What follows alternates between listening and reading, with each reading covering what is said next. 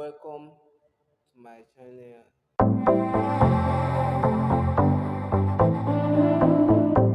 Saying, don't forget to like and subscribe.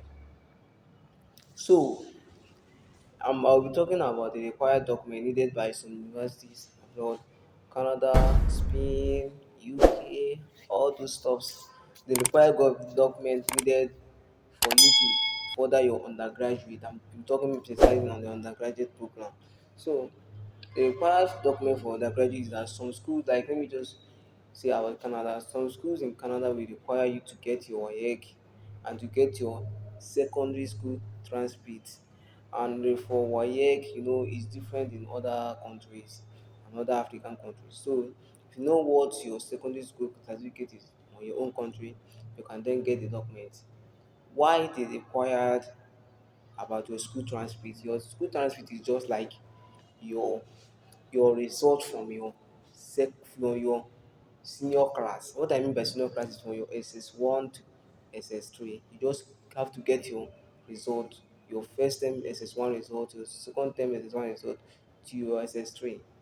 So that's what you need to prepare. Some schools, not all schools, some school will just require you to get your WAEC card so that they will just check it by themselves. Some school will ask you to submit your own your own result. Why for masters? They will ask you for your bachelor transcript, your life statement of proposal, CV, and many other things. And even in some schools that do require IETSC, they will also ask you to go for it to prove that you are good in English. So it depends.